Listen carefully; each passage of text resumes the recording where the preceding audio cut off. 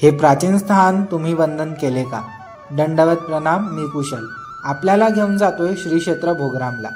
या ओट्यावर श्री चक्रधरांना आधी मंदिराचा पुजारी धूपारती करायचा व नंतर देवतेची पूजा करायचा. हे ते देवतेचे मंदिर. मी पोहोचलो तेव्हा स्थानास ओटी झाली होती.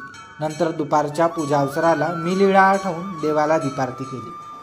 समोरच श्रीकृष्णाची मूर्ती आहे व एक स्थान आहे.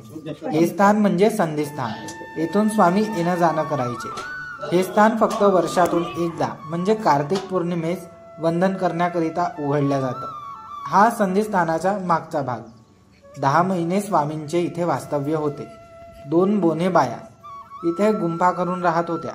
स्वामींना त्या प्रतिदिनी म्हणजे रोज उपहार करीत असत. हे आसनस्थान.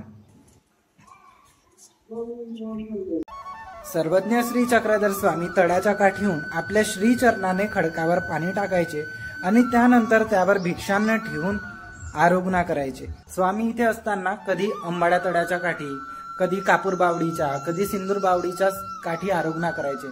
आणि आज आपण आलो आहे सिंदूर बावडीला, जे इथे 2 स्थान आहेत.